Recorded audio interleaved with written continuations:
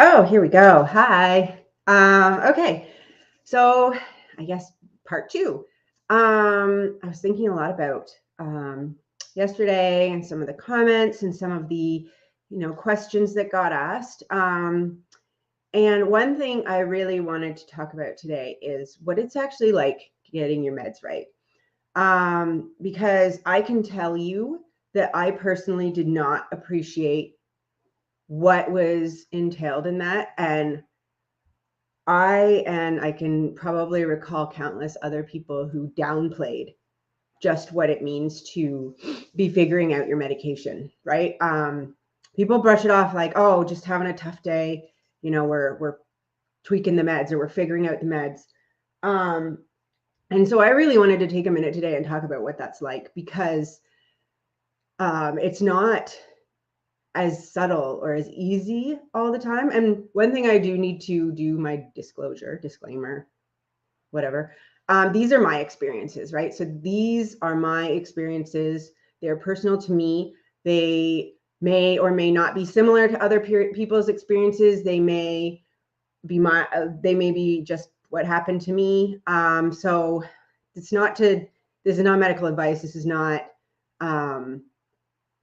to say what's right or wrong. This is one person's experience that I hope can shed some light and bring understanding to, something that far more people than we actually know are dealing with.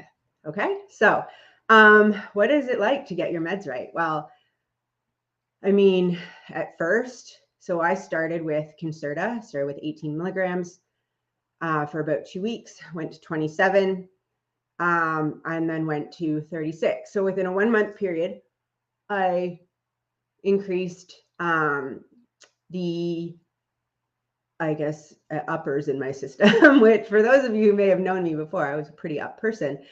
I tended just to think non-linearly, right? I'd jump around a lot. I would have conversations in my head and finish them out loud, and people wouldn't be up on the same page as me. So in the beginning, it was kind of neat.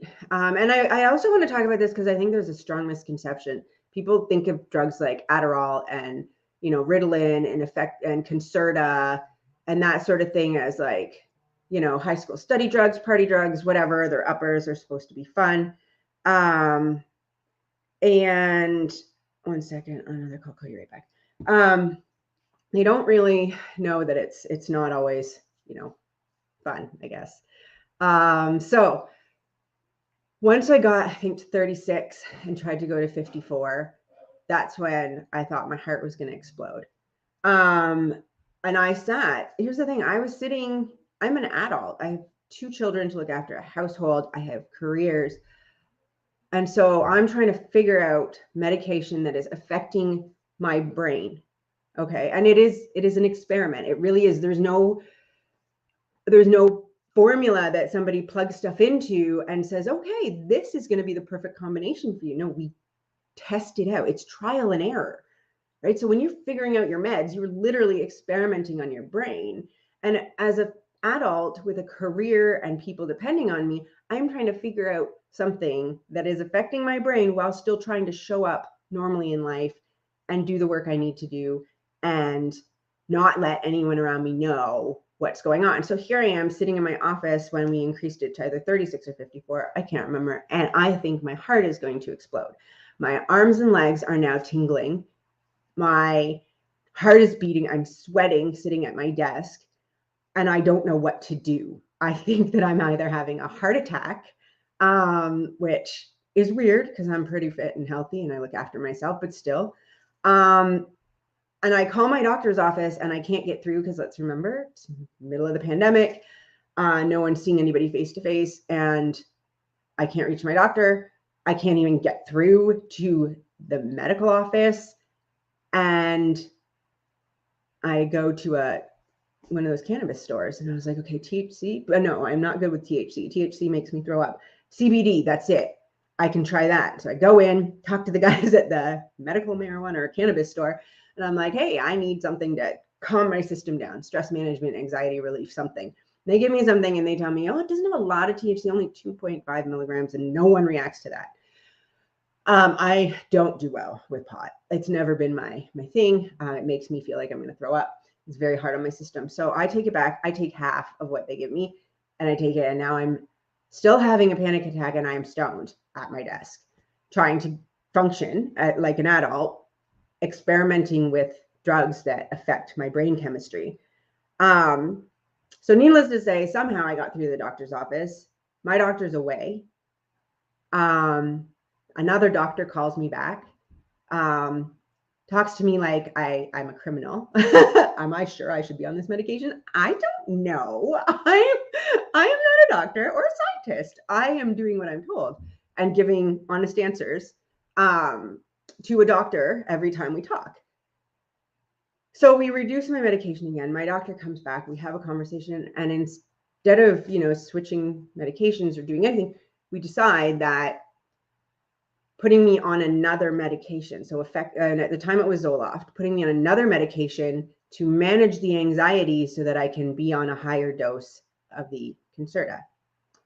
I don't know the science behind it, but I'm trusting my doctor. So we do that. Eventually we're able to go back up to the 54. I don't like Zoloft. It makes me feel zombie-ish. That's fine. It works for some people. I know a lot of people that have very beneficial. And here's the thing, I'm not knocking medication. It works, man, for some people. And it is life-saving for some people. If medication is what someone needs and it works for them, there's nothing wrong with them taking it. I'm talking about my experience with it. Because here's the thing, a lot of people go through this to get to what works, right? I don't know the statistics, but I imagine it's not unheard of or rare for it to take time to figure out the meds. So now I'm on Zoloft, 50 milligrams.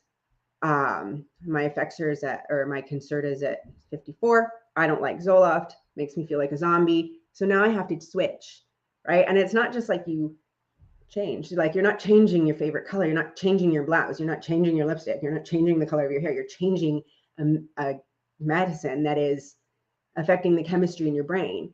So you have to wean off one and get on another.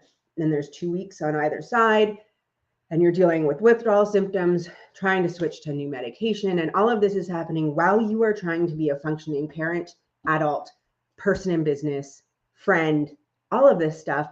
And all of this is happening while you are still living under this shame or fear of talking about mental health and medication to anyone you know because of the judgment that you either fear or know will be directed. So we get to Wellbutrin. Try Wellbutrin next. So Zoloft to Wellbutrin. I don't like Wellbutrin. It makes me angry. I am now snapping at my children, which is unlike me and bothers me. So now we go from Wellbutrin to Effexor, and this is in a 2-month period that I am now switching different medication. Again, detox off one, withdrawal, titrate, whatever you want to call it, wean off, get on the other one, get on the Effexor. It's okay, right? Not great. I still feel lazy, still don't get up in the morning to run. Not mean, so it's a plus. Able to increase my Concerta again now to 72 milligrams, highest dose they're allowed to prescribe. I am on that. No one thinks there's anything wrong with me. I am dying inside trying to figure all of this out. And as people start to talk to me about any changes, none of it is, are you okay? Except for one person. All of it is, you've changed. You don't take this seriously. You're not giving us your best work. All of these different things. And like I said yesterday, I was more comfortable letting them believe and criticize my integrity than I was telling them that I was going through something. I didn't want to be viewed as weak. I didn't want them to question my intelligence. I was okay with them thinking I didn't care, but I wasn't okay with them thinking I was stupid or mentally compromised. What is that? Anyways, talked about that yesterday. You can watch that video too. But long story short, I get on the Effexor, 75 milligrams of Effexor, 72 milligrams of Concerta. I am not happy with where I am. I don't care about things. But I'm stable.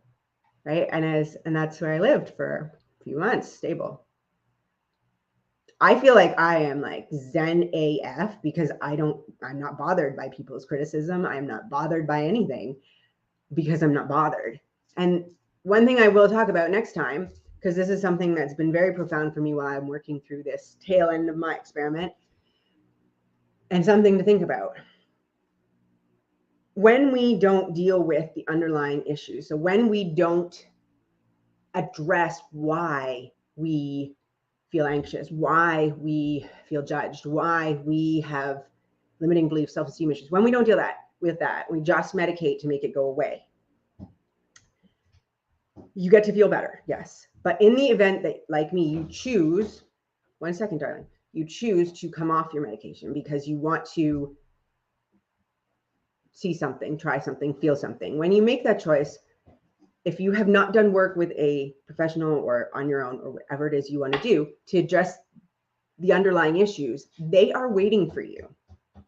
And when the medication wears off, they're like, hey, welcome back to the party. Oh my God, someone's going to call you and wonder where you are. And you are going to freak out because it's a judgment on your ability to do what's right and all this stuff. It's waiting for you. So do the work too. If you know this, because this is what happened for me. And, I've talked to friends about it. So thanks for listening. I'll be back. There's lots more to this story. So, I'd love to, if you have questions, you want to know something, please ask. I'm here to answer, here to address. That's my little guy's poking his head in. Look at you. It's important. These are important conversations. And if there's questions, concerns, comments, please feel free.